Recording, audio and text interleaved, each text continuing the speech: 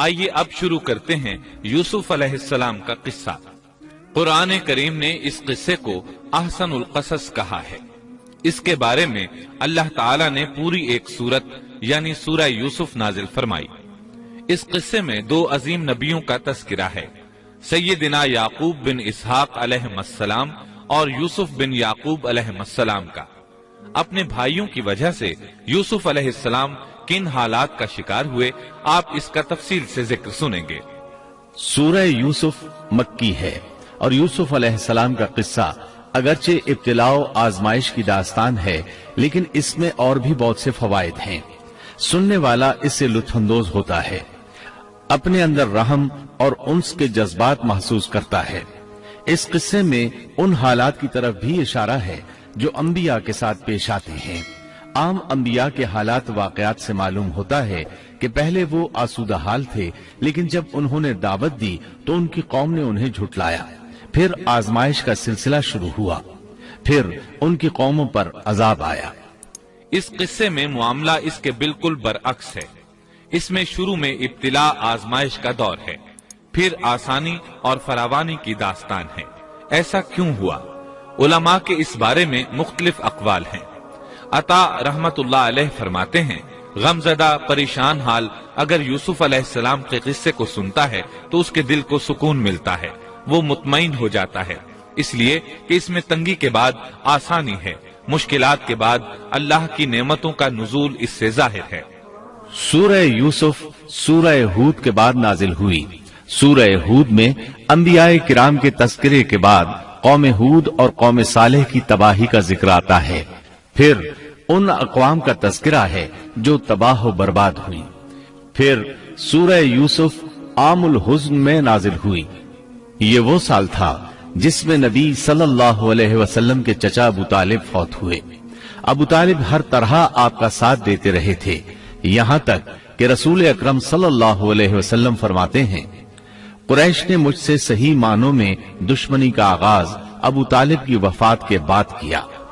ایک قول کے مطابق ابو طالب کی وفات کے صرف 3 دن بعد آپ کی پیاری اور محبوب بیوی، جنت کی عورتوں کی سردار، دنیا جہان کی افضل ترین عورتوں میں سے ایک سیدہ خدیجۃ الکبریٰ رضی اللہ عنہا اس دنیا سے رخصت ہو گئیں۔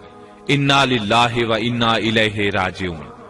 یہاں تک کہ ابن عباس رضی اللہ عنہما فرماتے ہیں، رسول اللہ صلی اللہ علیہ وسلم نے 4 خط کھینچے، پھر صحابہ کرام کو مخاطب کر کے فرمایا، جانتے ہو یہ خط میں نے کیوں کھینچے ہیں؟ انہوں نے کہا، ہم نہیں جانتے۔ تو آپ صلی اللہ علیہ وسلم نے فرمایا، جنت کی افضل ترین عورتیں 4 ہیں، ایک مریم بنت عمران، دوسری خدیجہ بنت خویلد، تیسری فاطمہ بنت محمد اور چوتھی فرعون کی بیوی آسیہ بنت مزاحم رضی اللہ عنہن اجمعین۔ سیدہ خدیجہ رضی اللہ عنہا اور ابو طالب کی وفات کا آپ صلی اللہ علیہ وسلم کو بہت شدید صدمہ ہوا۔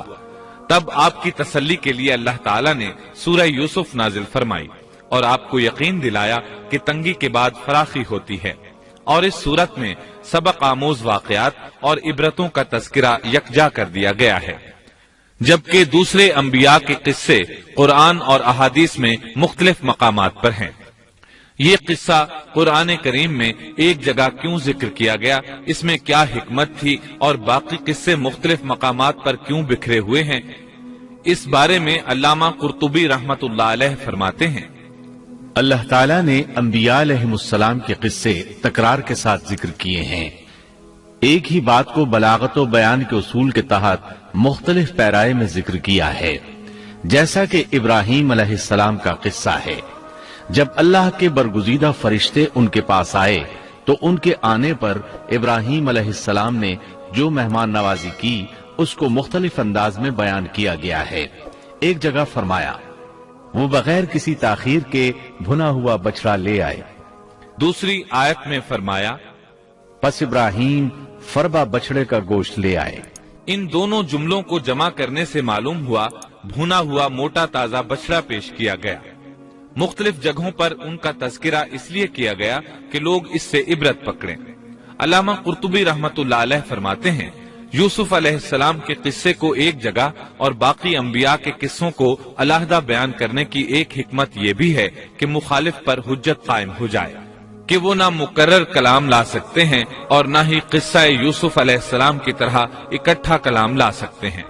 مطلب یہ کہ بلاغت کی ہر قسم میں دشمن پر حجت قائم ہو سکے۔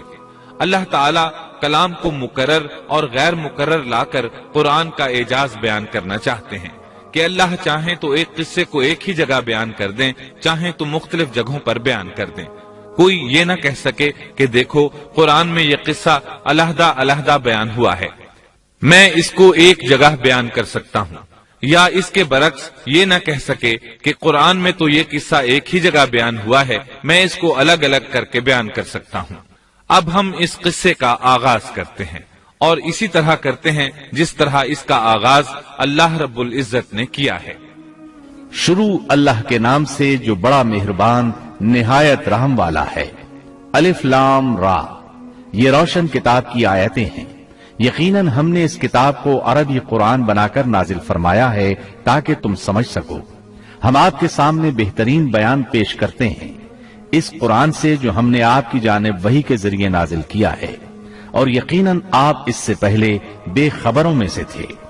قصہ در اصل ایک خبر کے بعد دوسری خبر اور اطلاع در اطلاع کو کہتے ہیں، اور قصص کا اصل قصہ ہے یعنی پیچھے چلنا، جیسا کہ اللہ کی کتاب میں ہے۔ موسیٰ کی والدہ نے ان کی بہن سے کہا کہ تو اس کے پیچھے پیچھے جا، اور قصص کی اصل یہی ہے کہ کسی خبر کا پے در پے آنا۔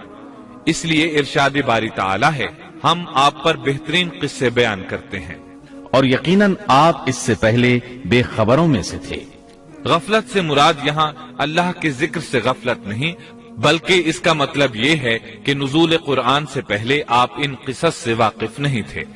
اللہ تعالیٰ سورہ یوسف آیت 4 اور 5 میں فرماتے ہیں، جب یوسف نے اپنے باپ سے ذکر کیا کہ ابا جی، میں نے 11 ستاروں اور سورج چاند کو خواب میں دیکھا ہے کہ وہ سب مجھے سجدہ کر رہے ہیں، یعقوب نے کہا، پیارے بچے، اپنے اس خواب کا ذکر اپنے بھائیوں سے نہ کرنا، ایسا نہ ہو کہ وہ تیرے ساتھ کوئی فریب کاری کریں، شیطان تو انسان کا کھلا دشمن ہے۔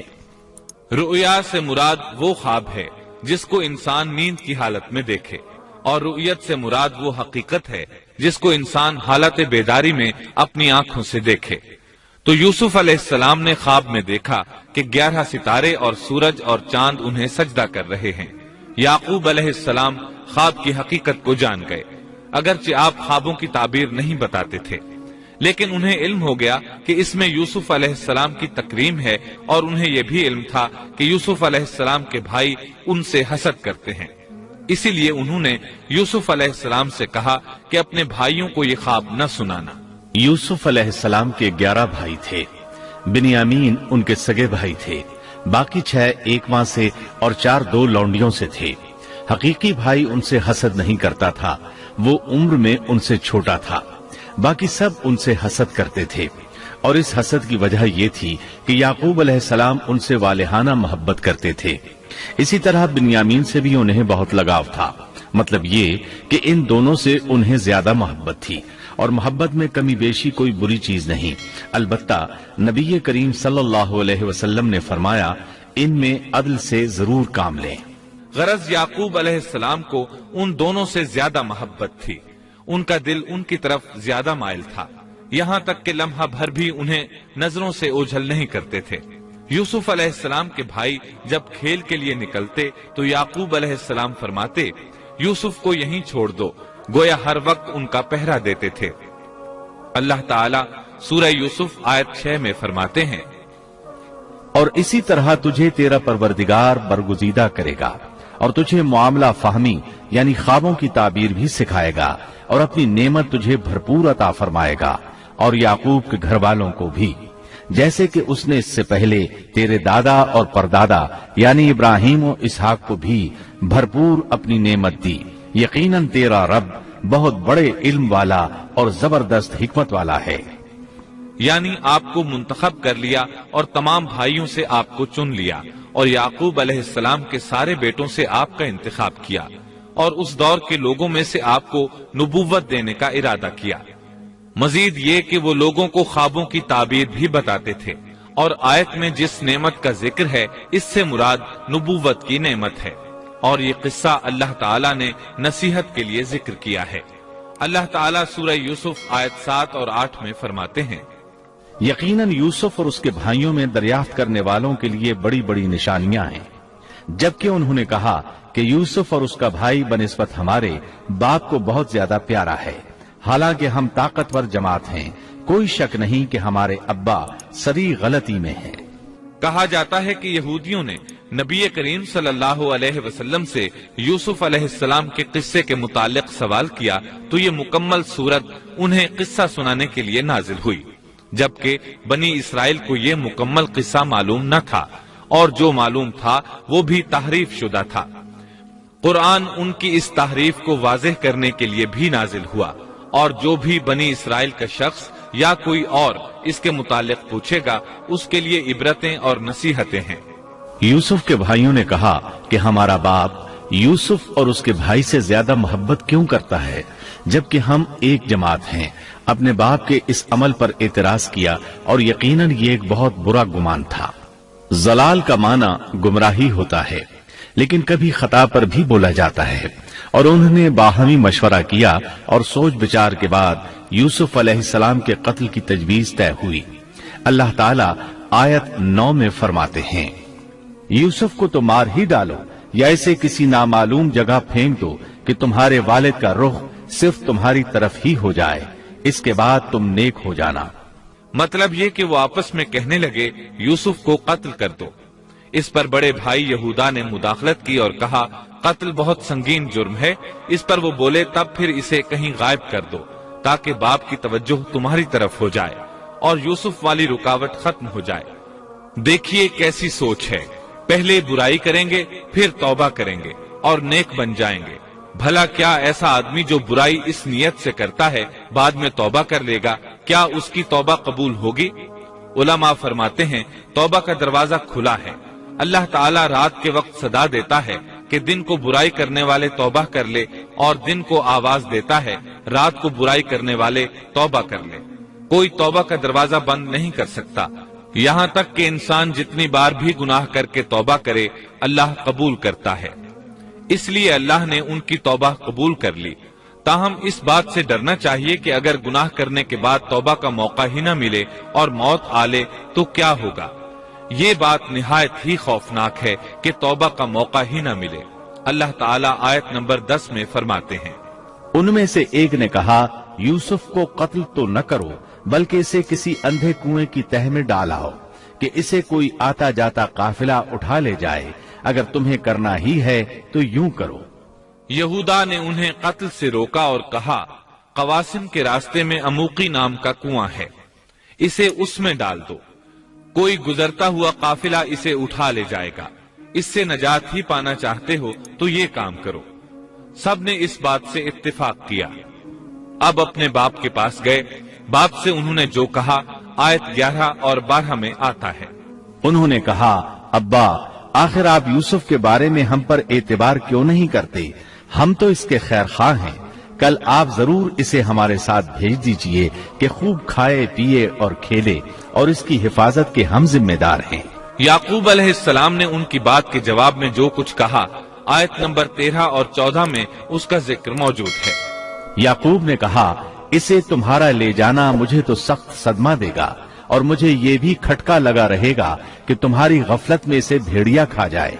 उन्होंने जवाब दिया कि हम जैसी जोरावर जमात की मौजूदगी में भी अगर इसे भेड़िया खा जाए तो हम बिल्कुल निकम्मे ही हुए।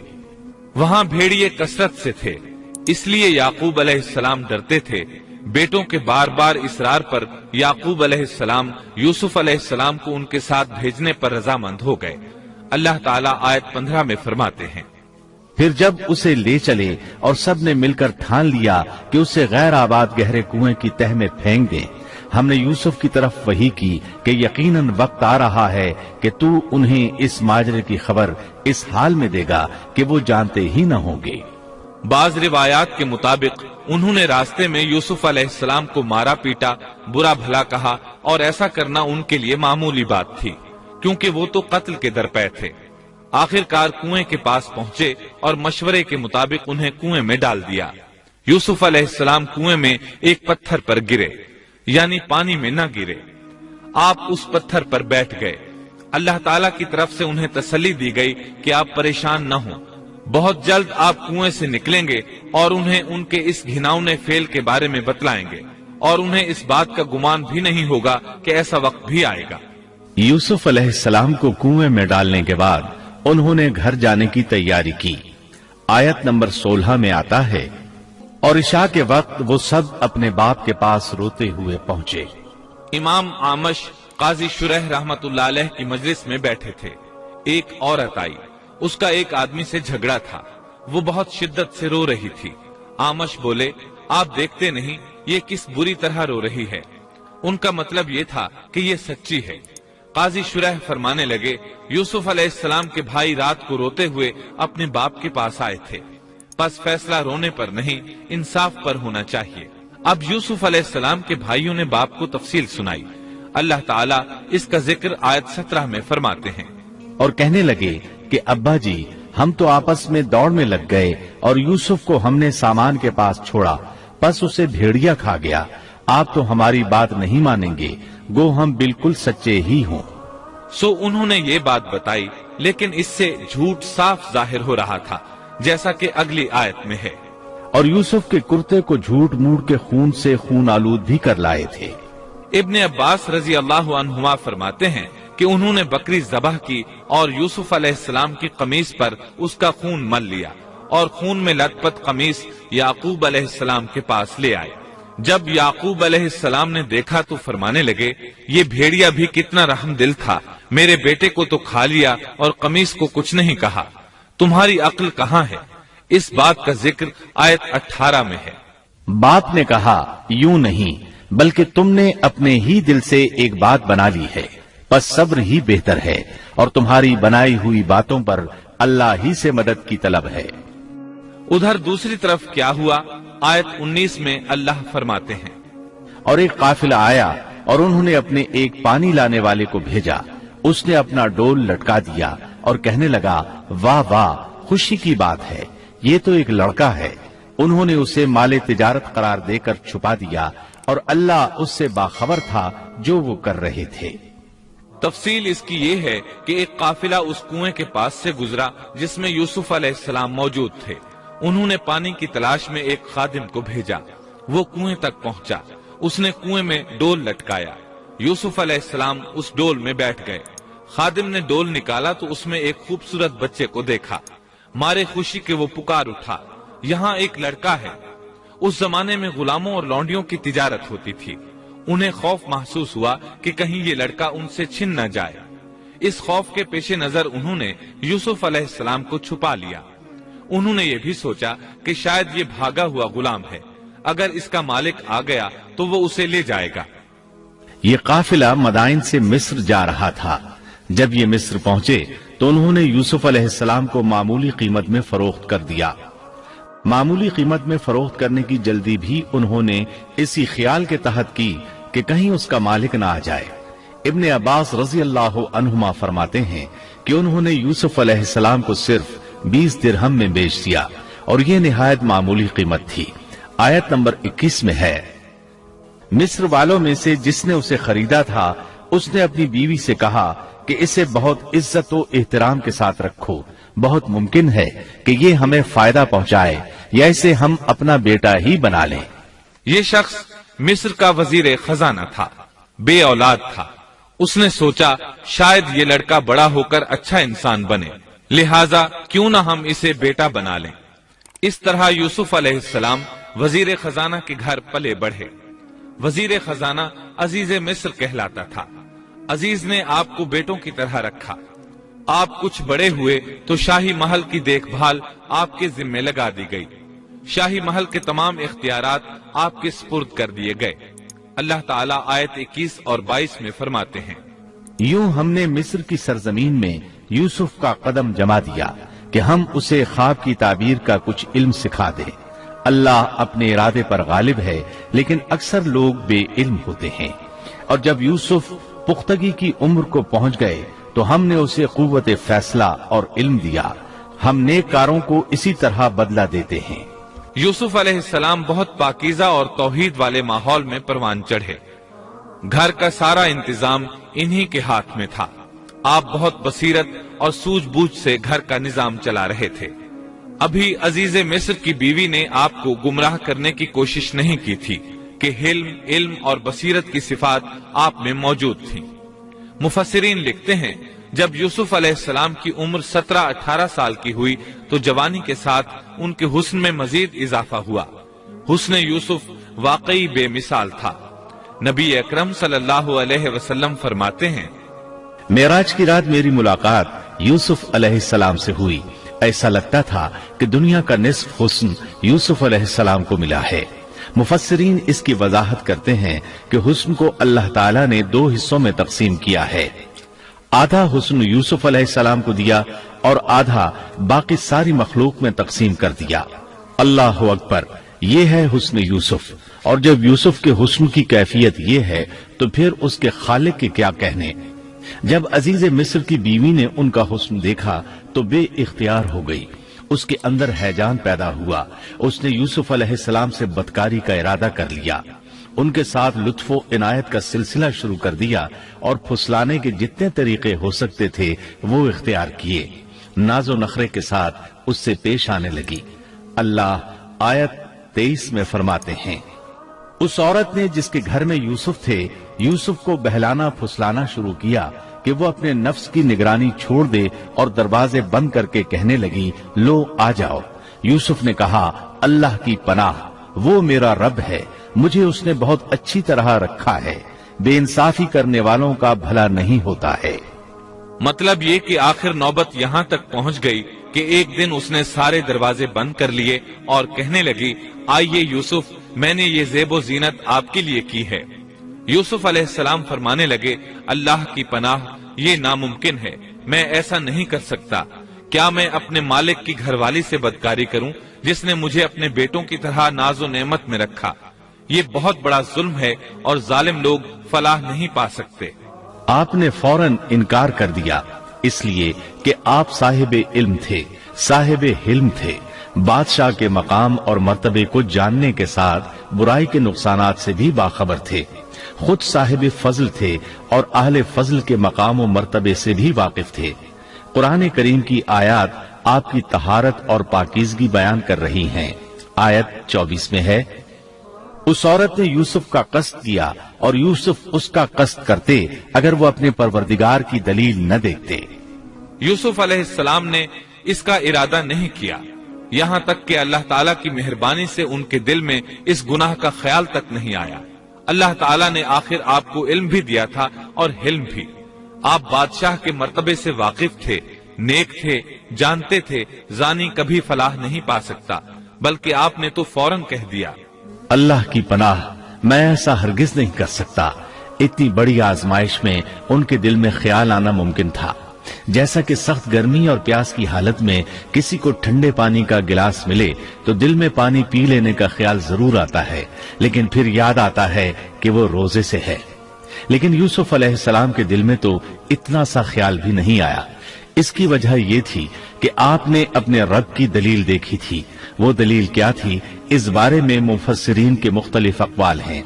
بعض کہتے ہیں آپ نے جبرائیل علیہ السلام کو دیکھا، بعض کہتے ہیں آپ نے یعقوب علیہ السلام کو دیکھا، وہ انہیں انگلی کے اشارے سے منع کر رہے تھے. بعض نے لکھا ہے کہ آپ نے دروازے پر یہ لکھا دیکھا تھا بے شک زنا بڑی بے حیائی اور بہت ہی بری راہ ہے. بہرحال یہ مفسرین اور مورخین کے اقوال ہیں، اس بارے میں کوئی صحیح حدیث نہیں ملتی. اتنا ہے کہ آپ نے کوئی ایسی چیز دیکھی ضرور تھی جس کی بنا پر آپ کو خیال تک نہ آیا، اور برہان اللہ ہی کی طرف سے تھی، اس نے انہیں سوچنے بھی نہ دیا. اللہ آیت نمبر 24 میں فرماتے ہیں اس طرح ہم نے انہیں اس برائی اور بے حیائی سے بچا لیا کیونکہ وہ ہمارے مخلص بندوں میں سے تھے. اللہ نے آپ کو صرف زنا سے نہیں برائی سے بھی بچا لیا. یہ اس بات کی دلیل ہے کہ آپ نے ارادہ تک نہیں کیا. پھر اسی آیت میں اللہ نے آپ کو اپنا برگزیدہ بندہ فرمایا. اور یہ ممکن ہی نہیں کہ کوئی انسان اللہ کے برگزیدہ بندوں میں سے بھی ہو اور پھر کفر بھی کرے، ہرگز ممکن نہیں۔ انبیاء ایسی باتوں سے پاک رہتے ہیں۔ عزیز مصر کی بیوی نے اصرار کیا، آپ کو مجبور کیا اور لگی چمٹنے تو یوسف علیہ السلام وہاں سے بھاگے۔ عزیز کی بیوی آپ کے پیچھے بھاگی۔ اللہ تعالیٰ نے آیت 25 میں اس واقعے کو یوں بیان فرمایا ہے، اور دونوں دروازے کی طرف دوڑے اور اس عورت نے یوسف کا کرتا پیچھے کی طرف سے کھینچ کر پھاڑ ڈالا اور دروازے کے پاس ہی عورت کا شوہر دونوں کو مل گیا تو کہنے لگی، جو شخص تیری بیوی کے ساتھ برا ارادہ کرے بس اس کی سزا یہی ہے کہ اسے قید کر دیا جائے یا اور کوئی دردناک سزا دی جائے۔ سیدنا یوسف علیہ السلام خود کو بچانے کے لیے دروازے کی طرف دوڑ پڑے تھے، یہ پیچھے دوڑی، دروازہ بند تھا۔ ابھی آپ دروازہ کھولنے کی کوشش کر رہے تھے کہ اس نے پیچھے سے آپ کی قمیص پکڑ لی، جھٹکا جو لگا تو قمیص پیچھے سے پھٹ گئی۔ اسی دوران دروازہ کھل گیا اور عزیز مصر اندر داخل ہوا۔ اس نے یہ منظر اپنی آنکھوں سے دیکھا کہ اس کی بیوی زیب و زینت کے ساتھ بند سنور کر یوسف علیہ السلام کے بالکل پیچھے کھڑی ہے۔ اسی وقت اس نے خود کو الزام سے بچانے کے لیے کہہ دیا، جو تیری بیوی کے ساتھ برائی کا ارادہ رکھتا ہے اس کا کیا بدلہ ہے؟ پھر خود ہی کہنے لگی، اسے قید خانے میں بند کر دینا چاہیے۔ ایسا اس نے اس لیے کہا کہیں وہ یوسف علیہ السلام کو قتل نہ کر دے۔ ادھر یوسف علیہ السلام نے بھی فوراً اپنا دفاع کیا اور کہا، میں مجرم نہیں بلکہ یہ ساری کارستانی اس کی اپنی ہے۔ آیت 26 اور 27 میں ہے۔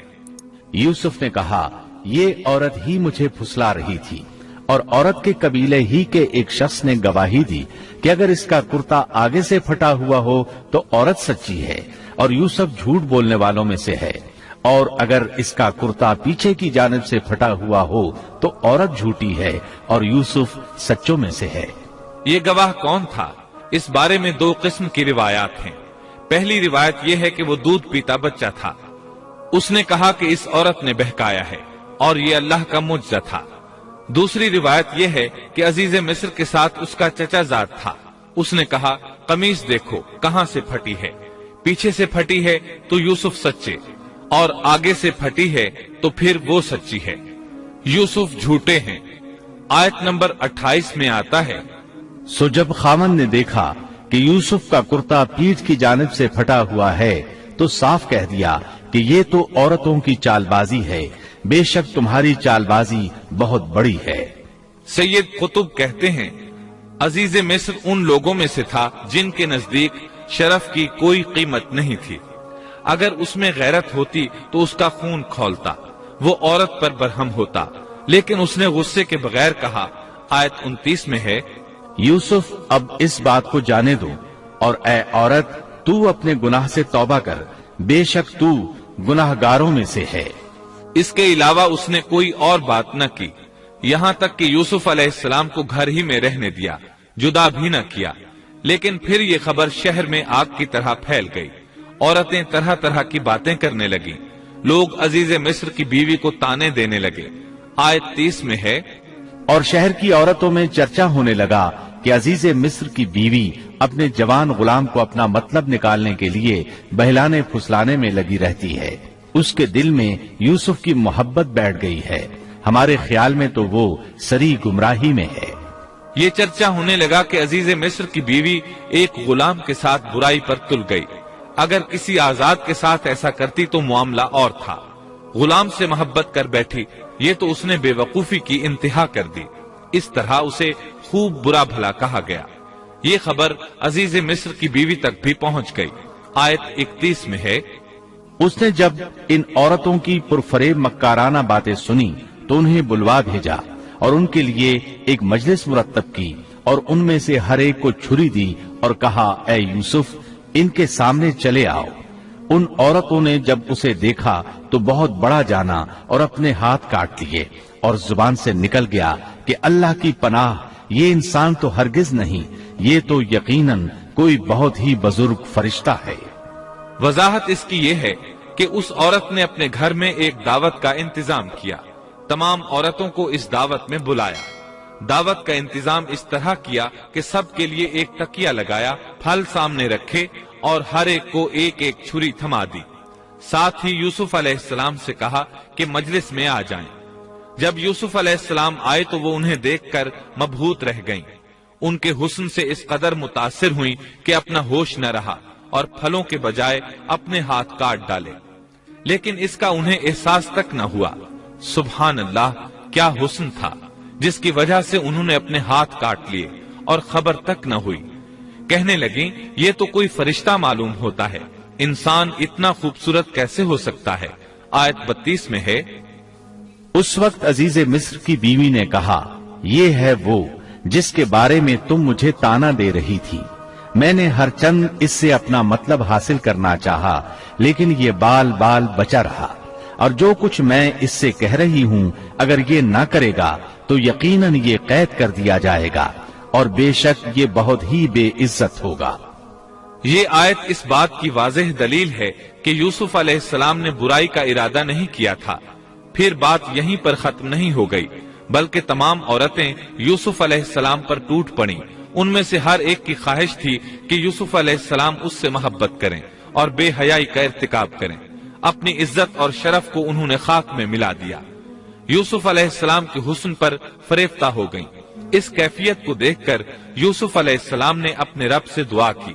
آیت 33 اور 34 میں آتا ہے، یوسف نے دعا کی کہ اے میرے پروردگار، جس بات کی طرف یہ عورتیں مجھے بلا رہی ہیں اس سے تو مجھے جیل خانہ بہت پسند ہے۔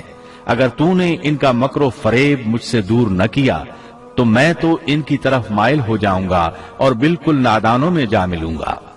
اس سے ظاہر ہوا سب عورتیں یوسف علیہ السلام کو اپنی طرف متوجہ کر رہی تھیں۔ انہوں نے ہر طریقہ اختیار کیا، لیکن یوسف علیہ السلام نے کسی ایک کی طرف توجہ نہ دی۔ اللہ نے انہیں بچا لیا اور عورتوں کی چال کو ناکام بنا دیا۔ اس واقعے کی خبر بھی لوگوں میں پھیل گئی۔ عزیز مصر کی بیوی کو پتا چل گیا کہ یہ خبریں پورے شہر میں پھیل گئی ہیں اور لوگ اسے ہی قصوروار ٹھہرا رہے ہیں۔ تب وہ اپنے خاوند کے پاس گئی، اس سے کہا، اب کیا کیا جائے؟ سب لوگ مجھے ہی الزام دے رہے ہیں، معاملہ بہت پھیل گیا ہے، اس بات کو دبانے کے لیے کچھ کرنا چاہیے۔ عزیز مصر نے کہا، پھر کیا کیا جائے؟ آخر آپس میں مشورہ ہوا، دونوں اس پر متفق ہو گئے۔ ابن عباس رضی اللہ عنہما فرماتے ہیں، انہوں نے یوسف علیہ السلام کو ایک گدھے پر سوار کیا اور ایک ڈھول والا ساتھ کر دیا اور یہ منادی کرائی کہ اس عبرانی غلام نے اپنی مالکہ کے ساتھ برائی کی کوشش کی ہے، لہٰذا اسے اس جرم کی پاداش میں جیل میں ڈالا جاتا ہے۔ گویا انہوں نے اپنے پر سے الزام ختم کرنے کا یہ منصوبہ سوچا۔ اس بارے میں اللہ آیت 35 میں فرماتے ہیں، پھر ان تمام نشانوں کے دیکھ لینے کے بعد بھی انہیں یہی مصلحت معلوم ہوئی کہ یوسف کو کچھ مدت کے لیے قید خانے میں رکھیں۔ انہوں نے یہ اس لیے کہا تاکہ یوسف علیہ السلام پر تہمت لگائی جا سکے۔ اس طرح یوسف علیہ السلام قید خانے میں آ گئے۔ ان کے ساتھ 2 نوجوان اور قید خانے میں بھیجے گئے تھے۔ کچھ دن ساتھ رہنے کے بعد وہ جان گئے کہ یوسف علیہ السلام نیک سیرت انسان ہیں، عبادت گزار نوجوان ہیں۔ ایک رات دونوں نوجوانوں نے خواب دیکھے۔ صبح ہوئی تو دونوں یوسف علیہ السلام کے پاس گئے اور اپنا اپنا خواب سنایا۔ قرآن کریم آیت 36 میں اس کو یوں بیان کرتا ہے، اس کے ساتھ ہی 2 اور جوان بھی جیل خانے میں داخل ہوئے۔ ان میں سے ایک نے کہا کہ میں نے خواب میں اپنے آپ کو شراب نچوڑتے دیکھا ہے، اور دوسرے نے کہا میں نے اپنے آپ کو دیکھا ہے کہ میں اپنے سر پر روٹی اٹھائے ہوئے ہوں جسے پرندے کھا رہے ہیں۔ ہمیں آپ اس کی تعبیر بتائیے، ہمیں تو آپ خوبیوں والے شخص دکھائی دیتے ہیں۔ قید خانے کے قیدی بھی جان چکے تھے کہ یوسف علیہ السلام نیک ہیں۔ آپ نے سوچا یہ دین کی دعوت دینے کا بہترین موقع ہے۔ انہوں نے جو کچھ ان سے کہا وہ آیت نمبر 37 اور 38 میں اس طرح آیا ہے، یوسف نے کہا تمہیں جو کھانا دیا جاتا ہے اس کے تمہارے پاس پہنچنے سے پہلے ہی میں تمہیں اس کی تعبیر بتلا دوں گا۔ یہ سب اس علم کی بدولت ہے جو مجھے میرے رب نے سکھایا ہے۔ میں نے ان لوگوں کا مذہب چھوڑ دیا ہے جو اللہ پر ایمان نہیں رکھتے اور آخرت کے بھی منکر ہیں۔ میں اپنے باپ دادوں کے دین کا پابند ہوں، یعنی ابراہیم، اسحاق اور یعقوب کے دین کا۔ ہمیں ہرگز یہ سزاوار نہیں کہ ہم اللہ کے ساتھ کسی کو بھی شریک کریں۔ ہم پر اور تمام اور لوگوں پر اللہ کا یہ خاص فضل ہے، لیکن اکثر لوگ ناشکری کرتے ہیں۔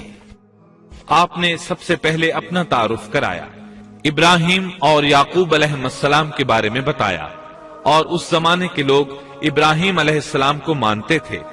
ابراہیم علیہ السلام معروف تھے، جانے پہچانے تھے۔ نبی کریم صلی اللہ علیہ وسلم سے پوچھا گیا کہ کریم یعنی عزت دار کون ہے؟ آپ نے فرمایا عزت دار کے بیٹے، عزت دار کے پوتے اور عزت دار کے پڑ پوتے، یعنی یوسف بن یعقوب بن اسحاق بن ابراہیم علیہ السلام۔ مطلب یہ کہ 4 پشتوں تک نبوت کی فضیلت یوسف علیہ السلام کے سوا کسی کے حصے میں نہیں آئی۔ یہ عزت اور بزرگی کی انتہا ہے۔ آپ نے اپنے دین کا تعارف کرانے کے بعد ان سے جو کچھ کہا وہ آیت 39 اور 40 میں آتا ہے۔ اے میرے قید کے ساتھیوں، کیا بھلا کئی جدا جدا پروردگار بہتر ہیں یا ایک اللہ زبردست طاقتور؟ اس کے سوا تم جن کی پوجا باٹ کر رہے ہو وہ سب نام ہی نام ہیں جو تم نے اور تمہارے باپ دادوں نے خود ہی گھڑ لیے ہیں۔ اللہ نے ان کی کوئی دلیل نازل نہیں فرمائی۔ فرما روائی صرف اللہ ہی کی ہے۔ اس کا فرمان ہے کہ تم سب سوائے اس کے کسی اور کی عبادت نہ کرو۔ یہی دین درست ہے، لیکن اکثر لوگ نہیں جانتے۔ پھر یوسف علیہ السلام نے انہیں خواب کی تعبیر بتائی۔ اس کا ذکر سورہ یوسف آیت 41 میں ہے۔ اے میرے قید خانے کے رفیقو، تم دونوں میں سے ایک تو اپنے بادشاہ کو شراب پلانے پر مقرر ہو جائے گا، لیکن دوسرا سولی دیا جائے گا اور پرندے اس کا سر نوچ نوچ کھائیں گے۔ تم دونوں جس کے بارے میں تحقیق کر رہے تھے اس کام کا فیصلہ کر دیا گیا۔ تعبیر سن کر وہ قیدی کہنے لگے ہم نے اس طرح خواب نہیں دیکھا۔ جس کے قتل کی تعبیر بتائی گئی تھی وہ تو خاص طور پر کہنے لگا میں نے یہ خواب نہیں دیکھا۔ اس پر یوسف علیہ السلام نے فرمایا یہ اللہ کا فیصلہ ہے، تبدیل نہیں ہو سکتا۔ پھر آپ نے دوسرے قیدی سے فرمایا، اور جس کی نسبت یوسف کا گمان تھا کہ ان دونوں میں سے یہ چھوٹ جائے گا، اس سے کہا کہ اپنے بادشاہ سے میرا ذکر بھی کر دینا۔ پھر اسے شیطان نے اپنے بادشاہ سے ذکر کرنا بھلا دیا اور یوسف نے کئی سال قید خانے ہی میں کاٹے۔ پھر اسی طرح ہوا، ایک کو پھانسی پر چڑھا دیا گیا، دوسرا بادشاہ کو شراب پلانے پر مقرر ہوا، لیکن وہ یوسف علیہ السلام کا ذکر کرنا بھول گیا۔ اللہ تعالیٰ آیت 42 میں فرماتے ہیں شیطان نے اسے بھلا دیا۔ اس آیت کی تفسیر بعض مفسرین نے یہ کی ہے کہ شیطان نے یوسف علیہ السلام کو اپنے رب یعنی اللہ تعالیٰ کی یاد سے غافل کر دیا، اور انہوں نے ایک بندے سے چاہا کہ وہ اپنے رب یعنی شاہ مصر سے ان کا تذکرہ کر کے ان کی رہائی کی کوشش کرے۔ اس لیے اللہ تعالیٰ نے ان کو یہ سزا دی کہ وہ کئی سال تک جیل میں پڑے رہے۔ یہ تفسیر بالکل غلط ہے۔ درست یہ ہے کہ فَأَنْسَاهُ کی ضمیر اس شخص کی طرف لوٹتی ہے جس کے متعلق یوسف علیہ السلام کا گمان تھا کہ وہ رہائی پانے والا ہے، اور اس آیت کے معنی یہ ہیں کہ شیطان نے اس شخص کو اپنے آقا سے یوسف علیہ السلام کا ذکر کرنا بھلا دیا، جیسا کہ علامہ ابن کثیر اور دیگر مفسرین نے اسی طرح کہا ہے۔ انس رضی اللہ عنہ سے مروی یہ روایت کہ اللہ تعالیٰ نے یوسف علیہ السلام کی طرف وحی کی کہ اے یوسف، تجھے تیرے بھائیوں سے کس نے نجات دی؟ فرمایا اے اللہ، آپ نے۔ اللہ نے پھر پوچھا یوسف، تجھے کنویں سے کس نے نکالا؟ انہوں نے جواب دیا اللہ، آپ نے۔ اللہ تعالیٰ نے پھر پوچھا یوسف، تجھے عورتوں سے کس نے بچایا؟ کہا اللہ، آپ نے۔ اب اللہ نے فرمایا پھر اب اللہ کے سوا کسی اور سے نجات کیوں طلب کرتے ہو؟ یہ روایت عقل اور نقل دونوں کے خلاف ہے، کیونکہ تکالیف و مصائب سے خلاصی کے لیے دنیاوی اسباب اختیار کرنا جائز ہے، جیسا کہ سورۃ المائدہ میں اللہ تعالیٰ فرماتے ہیں کہ نیکی اور تقوی کے کاموں میں ایک دوسرے کا تعاون کرو، اور یوسف علیہ السلام کا رہائی پانے والے شخص سے اپنی رہائی کے متعلق بادشاہ سے بات کرنے کو کہنا اس آیت کے عین مطابق ہے، اور ایسا کرنا توکل علی اللہ کے خلاف نہیں۔ لہذا مذکورہ بیان کردہ روایت جس طرح سند کے اعتبار سے کمزور ہے، اسی طرح مفہوم کے اعتبار سے بھی قرآن کے خلاف ہے۔ یوسف علیہ السلام قید خانے میں پڑے ہیں، کسی کو ان کی خبر تک نہیں۔ یہ ان کی ایک اور آزمائش تھی، کسی کو خبر ہو تو نکالے۔ آخر کچھ مدت بعد بادشاہ نے خواب دیکھا۔ بادشاہ نے کہا میں نے خواب میں دیکھا ہے کہ 7 موٹی تازی فربا گائیں ہیں جن کو 7 دبلی پتلی لاغر گائیں کھا رہی ہیں، اور 7 بالیاں ہیں ہری ہری اور دوسری 7 بالکل خشک۔ اس خواب نے بادشاہ کو پریشان کر دیا۔ اس نے کہا، اے درباریو، میرے اس خواب کی تعبیر بتلاؤ اگر تم خواب کی تعبیر دے سکتے ہو۔ انہوں نے جواب دیا، یہ تو اڑتے اڑاتے پریشان خواب ہیں، اور ایسے شوریدہ پریشان خوابوں کی تعبیر جاننے والے ہم نہیں۔ جب وہ خواب کی تعبیر نہ بتا سکے تب اس ساقی کو یوسف علیہ السلام یاد آئے۔ وہ چونک اٹھا۔ ان 2 قیدیوں میں سے جو رہا ہوا تھا اسے مدت کے بعد یاد آ گیا اور کہنے لگا، میں تمہیں اس کی تعبیر بتلا دوں گا، مجھے جانے کی اجازت دیجیے۔ قید خانہ شہر سے باہر تھا، انہوں نے اسے ادھر روانہ کر دیا۔ وہ جیل پہنچا، یوسف علیہ السلام سے ملا اور بولا، اے یوسف، اے بہت بڑے سچے، آپ ہمیں اس خواب کی تعبیر بتلائیے کہ 7 موٹی تازی گائیں ہیں جنہیں 7 دبلی پتلی گائیں کھا رہی ہیں، اور 7 بالکل سبز خوشے ہیں، اور 7 ہی دوسرے بالکل خشک ہیں، تاکہ میں واپس جا کر ان لوگوں سے کہوں تاکہ وہ سب جان لیں۔ تب یوسف علیہ السلام نے خواب کی تعبیر بتائی۔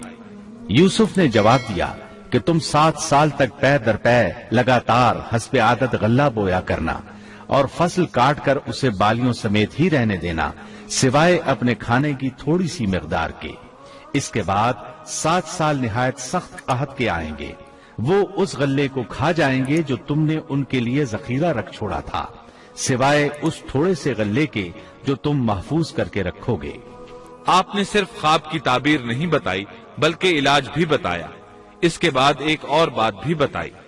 اس کے بعد جو سال آئے گا اس میں لوگوں پر خوب بارش برسائی جائے گی، اور وہ اس میں شیرہ انگور بھی خوب نچوڑیں گے۔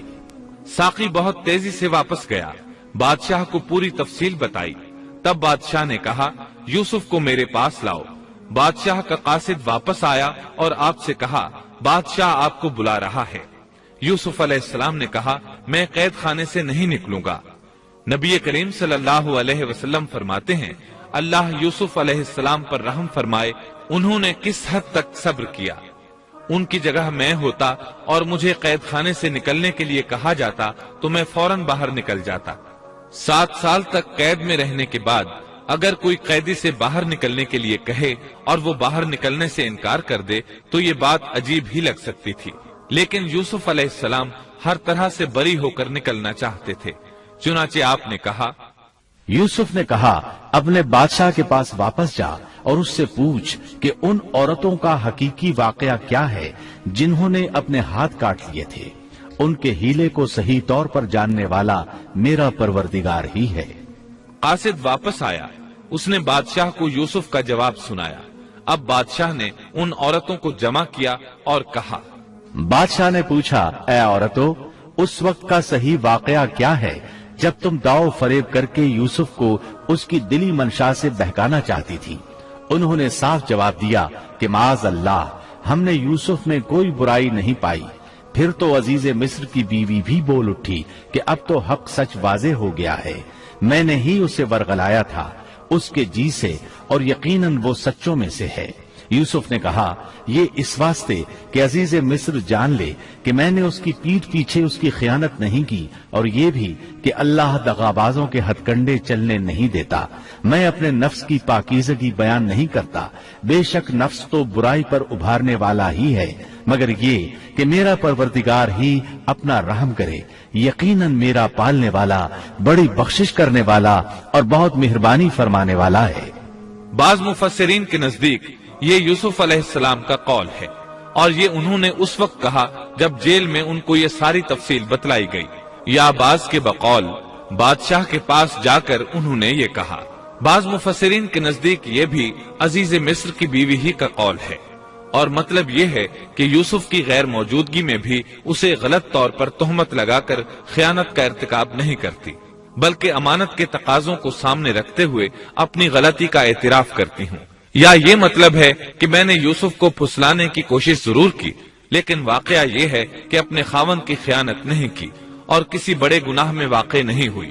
حافظ ابن کثیر نے اسی قول کو ترجیح دی ہے، اور اسے سیاق و معانی کے اعتبار سے زیادہ مناسب اور موزوں قرار دیا ہے۔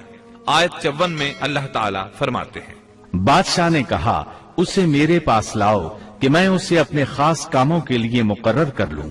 پھر جب اس سے بات چیت کی تو کہنے لگا کہ آپ ہمارے ہاں آج سے ذی عزت اور امانت دار ہیں۔ تب یوسف علیہ السلام بولے، یوسف نے کہا آپ مجھے ملک کے خزانوں پر مقرر کر دیجئے، میں حفاظت کرنے والا اور باخبر ہوں۔ اسی طرح ہم نے یوسف کو ملک کا قبضہ دے دیا کہ وہ جہاں کہیں چاہے رہے سہے، ہم جسے چاہیں اپنی رحمت پہنچا دیتے ہیں، ہم نیکوکاروں کا ثواب ضائع نہیں کرتے، یقیناً ایمانداروں اور پرہیزگاروں کو اخروی اجر بہت ہی بہتر ہے۔ بادشاہ نے یوسف علیہ السلام کو ملک کا مکمل اختیار دے دیا، اور ایک روایت میں ہے اس نے کہا، یوسف میرا اختیار اب صرف کرسی تک محدود ہے۔ اس طرح تمام معاملات یوسف علیہ السلام کے اختیار میں آ گئے اور خیر و برکت کے سال شروع ہو گئے۔ یوسف علیہ السلام نے ان سالوں سے خوب فائدہ اٹھایا، ہر طرف بھلائی ہی بھلائی ہو گئی، غلے کی فراوانی ہو گئی، جس طرح یوسف علیہ السلام چاہتے تھے اسی طرح خرچ کیا جاتا تھا۔ پھر اس طرح 7 سال ختم ہو گئے اور قحط کے سال شروع ہو گئے۔ اس قحط نے نہ صرف مصر کو بلکہ فلسطین وغیرہ کے علاقوں کو بھی اپنی لپیٹ میں لے لیا۔ اب چونکہ مصر بہت زیادہ خوشحال تھا، یوسف علیہ السلام نے 7 سال تک غلے کو بچا بچا کر رکھا تھا، اس لیے لوگ مصر آنا شروع ہو گئے۔ فلسطین میں بھی غلہ ختم ہو گیا۔ یعقوب علیہ السلام اور ان کے بیٹوں تک بھی قحط کے اثرات پہنچ گئے، بلکہ ان کے علاقے میں قحط شدید ہو گیا۔ تلاش کے باوجود غلہ نہیں ملتا تھا، ملتا بھی تھا تو بہت مہنگا۔ فلسطین میں خبر پہنچی کہ مصر کا بادشاہ پرانی قیمت پر غلہ دے رہا ہے۔ یہ خبر اس لیے پہنچی کہ یوسف علیہ السلام پرانی قیمت پر غلہ فروخت کر رہے تھے۔ چنانچہ فلسطین سے غلہ خریدنے کے لیے قافلے مصر آنے لگے۔ یوسف علیہ السلام پرانی قیمت پر غلہ ضرور دیتے، لیکن ایک آدمی کو صرف اتنا دیتے جتنا ایک اونٹ اٹھا سکتا، اس سے زیادہ نہ دیتے، تاکہ تاجر لوگ مال سٹاک کر کے مہنگا نہ بیچیں۔ اس لیے جو غلہ خریدتا تھا اس کے لیے ضروری تھا کہ اپنے گھر والوں کو ساتھ لائے۔ یوسف علیہ السلام ہر ایک سے پوچھتے، تمہارے گھر کے کتنے افراد ہیں، انہیں ساتھ لے کر آؤ۔ اور اس طرح یوسف علیہ السلام کے بھائیوں نے بھی مصر جانے کا ارادہ کر لیا۔ قرآن مجید میں اس کا تذکرہ یوں آیا ہے، یوسف کے بھائی آئے اور یوسف کے پاس گئے تو اس نے انہیں پہچان لیا اور انہوں نے اسے نہ پہچانا۔ یوسف علیہ السلام نے گندم دینے سے پہلے پوچھا، تم کون ہو، کہاں سے آئے ہو، تم جاسوس لگتے ہو۔ وہ قسمیں کھانے لگے۔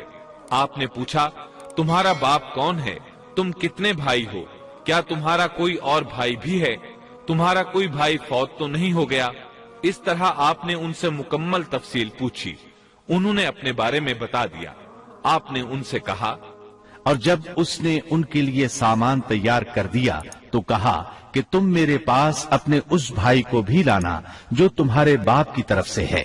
کیا تم نے نہیں دیکھا کہ میں پورا ناپ کر دیتا ہوں اور میں ہوں بھی بہترین مہمانی کرنے والوں میں؟ آپ نے ان سے یہ بھی کہا، پس اگر تم اسے میرے پاس لے کر نہ آئے تو میری طرف سے تمہیں کوئی ناپ بھی نہ ملے گا، بلکہ تم میرے قریب بھی نہ پھٹکنا۔ انہوں نے کہا، اچھا، ہم اس کے والد سے تذکرہ کریں گے اور پوری کوشش کریں گے۔ پھر یوسف علیہ السلام نے اپنے غلاموں سے کہا اور اپنے خدمتگاروں سے کہا کہ ان کی پونجی انہی کی بوریوں میں رکھ دو کہ جب لوٹ کر اپنے اہل و عیال میں جائیں اور پونجیوں کو پہچان لیں تو بہت ممکن ہے کہ یہ پھر لوٹ آئیں۔ دراصل یوسف علیہ السلام چاہتے تھے کسی طرح وہ دوبارہ آئیں۔ انہیں یہ خدشہ محسوس ہوا کہ ممکن ہے دوبارہ آنے کے لیے ان کے پاس رقم نہ ہو اور یہ غلہ خریدنے نہ آئیں، اس لیے ان کی قیمت ان کے سامان میں رکھ دی تاکہ وہ دوبارہ آئیں۔ جب یہ گھر پہنچے تو سامان کھولنے سے پہلے باپ سے کہا، جب یہ لوگ لوٹ کر اپنے والد کے پاس گئے تو کہنے لگے، ہم سے تو غلے کا پیمانہ روک لیا گیا، اب آپ ہمارے ساتھ ہمارے بھائی کو بھیجیے کہ ہم پیمانہ بھر کر لائیں، ہم اس کی نگہبانی کے ذمہ دار ہیں۔ یعنی انہوں نے کہا کہ آئندہ ہمیں غلہ اسی صورت میں ملے گا جب ہم اپنے چھوٹے بھائی بنیامین کو ساتھ لے جائیں گے۔ اس پر یعقوب علیہ السلام نے فرمایا، یعقوب نے کہا کہ مجھے تو اس کی بابت تمہارا بس ویسا ہی اعتبار ہے جیسا اس سے پہلے اس کے بھائی کے بارے میں تھا، بس اللہ ہی بہترین حافظ ہے اور وہ سب مہربانوں سے بڑا مہربان ہے۔ مطلب یہ کہ یعقوب علیہ السلام نے ان کی بات ماننے سے انکار کر دیا۔ اس کے بعد جب انہوں نے اپنا سامان کھولا تو کیا دیکھا؟ جب انہوں نے اپنا سامان کھولا تو انہوں نے اپنا سرمایہ موجود پایا جو ان کی جانب لوٹا دیا گیا تھا۔ کہنے لگے، اے ہمارے باپ، ہمیں اور کیا چاہیے؟ دیکھیے تو یہ ہمارا سرمایہ بھی ہمیں واپس لوٹا دیا گیا ہے۔ ہم اپنے خاندان کو غلہ لا دیں گے اور اپنے بھائی کی نگرانی رکھیں گے اور ایک اونٹ کا پیمانہ زیادہ لائیں گے، یہ ناپ تو بہت آسان ہے۔ جب یعقوب علیہ السلام نے یہ معاملہ دیکھا اور ان کا اصرار بڑھا تو سوچ میں پڑ گئے کہ معاملہ کچھ اور معلوم ہوتا ہے، پس انہیں اللہ تعالی کی طرف سے الہام ہوا کہ ساتھ بھیج دیجئے۔ یعقوب نے کہا، میں تو اسے ہرگز تمہارے ساتھ نہ بھیجوں گا جب تک کہ تم اللہ کو بیچ میں رکھ کر مجھے قول و قرار نہ دو کہ تم اسے میرے پاس پہنچاؤ گے، سوائے اس ایک صورت کے کہ تم سب گرفتار کر لیے جاؤ۔ جب انہوں نے پکا قول و قرار دیا تو انہوں نے کہا، ہم جو کچھ کہتے ہیں اللہ اس پر نگہبان ہے۔ انہوں نے مزید نصیحت کی اور یعقوب نے کہا، اے میرے بچوں، تم سب ایک دروازے سے نہ جانا بلکہ کئی جدا جدا دروازوں میں سے داخل ہونا۔ میں اللہ کی طرف سے آنے والی کسی چیز کو تم سے ٹال نہیں سکتا، حکم صرف اللہ ہی کا چلتا ہے۔ میرا کامل بھروسہ اسی پر ہے اور ہر ایک بھروسہ کرنے والے کو اسی پر بھروسہ کرنا چاہیے۔ مطلب یہ تھا کہ تم 11 نوجوان ہو، تمہیں دیکھ کر کوئی حسد نہ کر بیٹھے، تمہیں نظر نہ لگ جائے، اور نظر کا لگ جانا برحق ہے، اور یہ بسا اوقات انسان کو قبر میں پہنچا دیتی ہے۔ اب یہ روانہ ہوئے۔ جب وہ انہی راستوں سے جن کا حکم ان کے والد نے انہیں دیا تھا گئے، کچھ نہ تھا کہ اللہ نے جو بات مقرر کر دی ہے وہ اس سے انہیں ذرا بھی بچا لے، مگر یعقوب کے دل میں ایک خیال پیدا ہوا جسے اس نے پورا کر لیا۔ بلا شبہ وہ ہمارے سکھلائے ہوئے علم کا عالم تھا، لیکن اکثر لوگ نہیں جانتے۔ مطلب یہ کہ انسان کی کوشش کے باوجود تقدیر اپنا کام دکھا جاتی ہے۔ عطا رحمت اللہ علیہ فرماتے ہیں کہ یعقوب علیہ السلام کے بارے میں یہ جو فرمایا کہ اس کے پاس ہمارا دیا ہوا علم تھا، اس کا مطلب یہ ہے کہ یعقوب علیہ السلام جو بھی بات کرتے تھے اس میں اللہ کا ذکر ہوتا اور غور و فکر کے بعد بات کرتے، پہلے اللہ کا نام لیتے، اور یہی ان کا علم تھا۔ یوسف علیہ السلام کے بھائی گئے اور دربار میں حاضر ہوئے۔ آپ نے معمول کے مطابق ان کی رہائش کا انتظام کیا، ہر دو کو ایک کمرہ دیا۔ اس طرح بنیامین اکیلے بچ گئے۔ یوسف علیہ السلام نے فرمایا، چلو اسے ادھر میرے پاس چھوڑ جاؤ۔ جب وہ چلے گئے تو یوسف علیہ السلام نے انہیں گلے سے لگا لیا۔ یہ سب جب یوسف کے پاس پہنچ گئے تو اس نے اپنے بھائی کو اپنے پاس جگہ دی اور کہا کہ میں تیرا بھائی یوسف ہوں، بس یہ جو کچھ کرتے رہے اس کا کچھ رنج نہ کر۔ مطلب یہ کہ وہ بنیامین کو بھی ستاتے رہے۔ اس کے بعد یوسف علیہ السلام نے کیا کیا، اس کا ذکر سورہ یوسف آیت 70 تا 77 میں سنیے۔ پھر جب انہیں ان کا سامان اسباب ٹھیک ٹھاک کر کے دیا تو اپنے بھائی کے سامان میں پانی پینے کا پیالہ رکھ دیا۔ پھر ایک آواز دینے والے نے پکار کر کہا کہ اے قافلے والو، تم لوگ تو چور ہو۔ انہوں نے ان کی طرف منہ پھیر کر کہا کہ تمہاری کیا چیز کھوئی گئی ہے؟ جواب دیا کہ شاہی پیالہ گم ہے، جو اسے لے آئے اسے ایک اونٹ کے بوجھ کا غلہ ملے گا، اس وعدے کا میں ضامن ہوں۔ انہوں نے کہا، اللہ کی قسم، تم کو خوب علم ہے کہ ہم ملک میں فساد پھیلانے کے لیے نہیں آئے اور نہ ہم چور ہیں۔ انہوں نے کہا، اچھا چور کی کیا سزا ہے اگر تم جھوٹے ہو؟ جواب دیا کہ اس کی سزا یہی ہے کہ جس کے اسباب میں سے پایا جائے وہی اس کا بدلہ ہے۔ ہم تو ایسے ظالموں کو یہی سزا دیا کرتے ہیں۔ بس یوسف نے ان کے سامان کی تلاشی شروع کی، اپنے بھائی کے سامان کی تلاشی سے پہلے۔ फिर उस पैमाने को अपने भाई के सामान से निकाला। हमने यूसुफ के लिए इसी तरह ये तदबीर की। उस बादशाह के कानून की रूह से ये अपने भाई को नहीं रोक सकता था, मगर ये कि अल्लाह को मंजूर हो। हम जिसके चाहें दरजे बुलंद कर दें। हर जी इल्म पर फौकियत रखने वाला दूसरा जी इल्म मौजूद है। उन्होंने कहा कि अगर इसने चोरी की तो कोई ताज्जुब की बात नहीं, इसका भाई भी पहले चोरी कर चुका है। यूसुफ ने इस बात को अपने दिल में रख लिया और उनके सामने बिल्कुल जाहिर न किया। कहा कि तुम बड़े बदकुमाश हो और जो तुम बयान करते हो उसे अल्लाह ही खूब जानता है। अब वो बादशाह यानी यूसुफ अलैहिस्सलाम की मिन्नत समाजत करने लगे। उन्होंने कहा कि ए अजीज मिस्र, इसके वालिद बड़ी उम्र के बिल्कुल बूढ़े शख्स हैं। आप इसके बदले हम में से किसी को ले लीजिए। हम देखते हैं कि आप बड़े नेक नफ्स हैं। यूसुफ ने कहा कि हमने जिसके पास अपनी चीज पाई है उसके सिवा दूसरे की गिरफ्तारी करने से अल्लाह की पनाह चाहते हैं। ऐसा करने से तो हम यकीनन नाइंसाफी करने वाले हो जाएंगे। जब वो उससे मायूस हो गए तो तन्हाई में बैठकर मशवरा करने लगे। उनमें जो सबसे बड़ा था उसने कहा, तुम्हें मालूम नहीं कि तुम्हारे वालिद ने तुमसे अल्लाह की कसम लेकर पुख्ता कौल करार लिया है और इससे पहले यूसुफ के बारे में तुम कोताही कर चुके हो। बस मैं तो इस सरजमीन से न टलूंगा जब तक कि वालिद साहिब खुद मुझे इजाजत न दें या अल्लाह मेरे इस मामले का फैसला कर दे। वही बेहतरीन फैसला करने वाला है। तुम सब वालिद साहिब की खिदमत में वापस जाओ और कहो कि अब्बा जी, आपके साहिबजादे ने चोरी की और हमने वही गवाही दी थी जो हम जानते थे। हम कुछ गैब की हिफाजत करने वाले न थे। आप उस शहर के लोगों से दरियाफ्त फरमा लें जहां हम थे और उस काफिले से भी पूछ लें जिसके साथ हम आए हैं, और यकीनन हम बिल्कुल सच्चे हैं। याकूब ने कहा, ये तो नहीं बल्कि तुमने अपनी तरफ से बात बना ली। बस अब सब्र ही बेहतर है। करीब है कि अल्लाह उन सबको मेरे पास ही पहुंचा दे।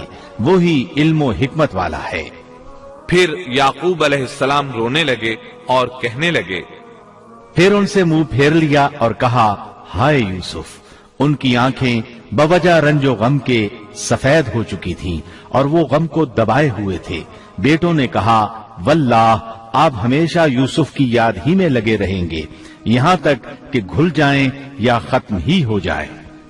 इस पर याकूब अलैहिस्सलाम ने कहा, उन्होंने कहा कि मैं तो अपनी परेशानियों और रंज की फरियाद अल्लाह ही से कर रहा हूँ। मुझे अल्लाह की तरफ से वो बातें मालूम हैं जो तुम नहीं जानते। मेरे प्यारे बच्चों, तुम जाओ और यूसुफ की और उसके भाई की पूरी तरह तलाश करो और अल्लाह की रहमत से नाउम्मीद न हो। यकीनन रब की रहमत से नाउम्मीद वही होते हैं जो काफिर होते हैं। अब उनके पास गल्ला खरीदने के लिए सामान तिजारत बहुत कम था। वो थोड़ा सा सामान लेकर फिर यूसुफ अलैहिस्सलाम के पास गए। फिर जब ये लोग यूसुफ के पास पहुंचे तो कहने लगे कि ए अजीज, हमको और हमारे खानदान को दुख पहुंचा है। हम हकीर पूंजी लाए हैं, बस आप हमें पूरे गल्ले का नाप दीजिए और हम पर खैरात कीजिए। अल्लाह खैरात करने वालों को बदला देता है। अब बिरादरान यूसुफ उनके सामने रुसवाई के दर्जे तक पहुंच गए। चुनाचे यूसुफ अलैहिस्सलाम ने उन्हें ज्यादा परेशान करना मुनासिब न समझा और अपना मुकम्मल तारुफ करवा दिया। यूसुफ ने कहा, जानते भी हो कि तुमने यूसुफ और उसके भाई के साथ अपनी नादानी की हालत में क्या किया। उन्होंने कहा, वाकई तू ही यूसुफ है। जवाब दिया कि हाँ, मैं यूसुफ हूँ और ये मेरा भाई है। अल्लाह ने हम पर फजलो करम किया। बात यह है कि जो भी परहेजगारी और सब्र करे तो अल्लाह किसी नेकोकार का अज्र जाया नहीं करता। उन्होंने कहा, अल्लाह की कसम, अल्लाह ने तुझे हम पर बरतरी दी है और ये भी बिल्कुल सच है कि हम खताकार थे। जवाब दिया, आज तुम पर कोई मलामत नहीं है। अल्लाह तुम्हें बख्शे, वो सब मेहरबानों से बड़ा मेहरबान है। मेरा ये कुर्ता तुम ले जाओ और इसे मेरे वालिद के मुंह पर डाल दो कि वो देखने लगे और अपने खानदान को मेरे पास ले आओ। वो कमीज लेकर याकूब अलैहिस्सलाम की तरफ चल दिए। जूं ही मिस्र से चले, याकूब अलैहिस्सलाम ने खुशबू महसूस कर ली। जब ये काफिला जुदा हुआ तो उनके वालिद ने कहा کہ مجھے تو یوسف کی خوشبو آ رہی ہے، اگر تم مجھے بے وقوف نہ کہو۔ وہ کہنے لگے کہ واللہ آپ اپنے اسی پرانے خط میں مبتلا ہیں۔ جب خوشخبری دینے والے نے پہنچ کر ان کے منہ پر وہ کرتا ڈالا، اسی وقت وہ پھر سے بینا ہو گئے۔ کہا کیا میں تم سے نہ کہا کرتا تھا کہ میں اللہ کی طرف سے وہ باتیں جانتا ہوں جو تم نہیں جانتے؟ انہوں نے کہا ابا جی آپ ہمارے لیے گناہوں کی بخشش طلب کیجئے، بے شک ہم قصوروار ہیں۔ کہا اچھا میں جلد ہی تمہارے لیے اپنے پروردگار سے بخشش مانگوں گا، وہ بہت بڑا بخشنے والا اور نہایت مہربانی کرنے والا ہے۔ پھر سارا خاندان یوسف علیہ السلام کے پاس آیا۔ جب یہ سارا گھرانہ یوسف کے پاس پہنچ گیا تو یوسف نے اپنے ماں باپ کو اپنے پاس جگہ دی اور کہا اللہ کو منظور ہے تو آپ سب امن و امان کے ساتھ مصر میں آؤ، اور اپنے تخت پر اپنے ماں باپ کو اونچا بٹھایا اور سب اس کے سامنے سجدے میں گر گئے۔ تب کہا کہ ابا جی یہ میرے پہلے کے خواب کی تعبیر ہے، میرے رب نے اسے سچا کر دکھایا، اس نے میرے ساتھ بڑا احسان کیا جبکہ مجھے جیل خانے سے نکالا اور آپ لوگوں کو صحرا سے لے آیا۔ اس اختلاف کے بعد جو شیطان نے مجھ میں اور میرے بھائیوں میں ڈال دیا تھا، میرا رب جو چاہے اس کے لیے بہترین تدبیر کرنے والا ہے اور وہ بہت علم و حکمت والا ہے۔ اے میرے پروردگار تو نے مجھے کچھ حکومت عطا فرمائی اور مجھے خواب کی تعبیر سکھلائی۔ اے آسمانوں اور زمین کے پیدا کرنے والے تو ہی دنیا و آخرت میں میرا ولی اور کارساز ہے۔ تو مجھے اسلام کی حالت میں فوت کر اور نیکوں میں ملا دے۔